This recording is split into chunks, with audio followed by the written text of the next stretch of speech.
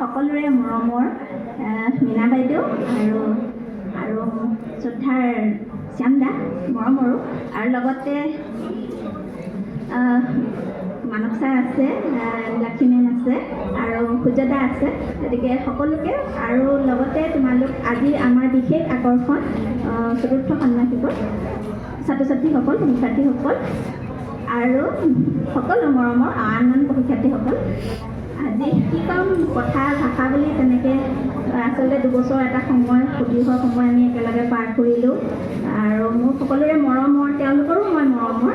গতিকে লক্ষী মেম বুলি ক'লে তেওঁলোকেও বহুত মৰমৰ, মই জানো।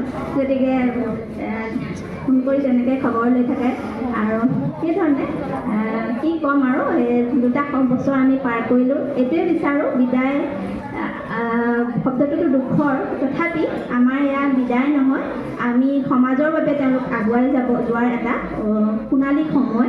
সেই সময়ত আহি তেওঁলোক উপস্থিত হৈছে। মই বিচাৰিম সদায় তেওঁলোক সুস্বাস্থ্যৰে থাকক, সমাজৰ বাবে তেওঁলোকে নিজৰ অৱদান আগবঢ়াবলৈ চেষ্টা কৰক আৰু তেওঁলোকৰ মা দেউতা, পিতৃ মাতৃসকলৰ যিটো কামনা, লগতে আমাৰ সমাজৰ যিখিনি কামনা, তেওঁলোকে সেই আশাখিনি ভাল ধৰণে পূৰ্ণ কৰিবলৈ চেষ্টা কৰক, মানৱ সম্পদ গঢ় দিয়ক আৰু সেইখিনি ভৱিষ্যত আমাৰ ভৱিষ্যত প্ৰজন্ম যাতে ভাল ধৰণে আগবাঢ়ি যায়, সেইখিনিৰ বাবে তেওঁলোকে অকল এই শিক্ষকতাৰ বৃত্তিত, অন্যান্য বৃত্তিতো তেওঁলোক জড়িত হ'বগৈ, বিভিন্নজন হৈছে।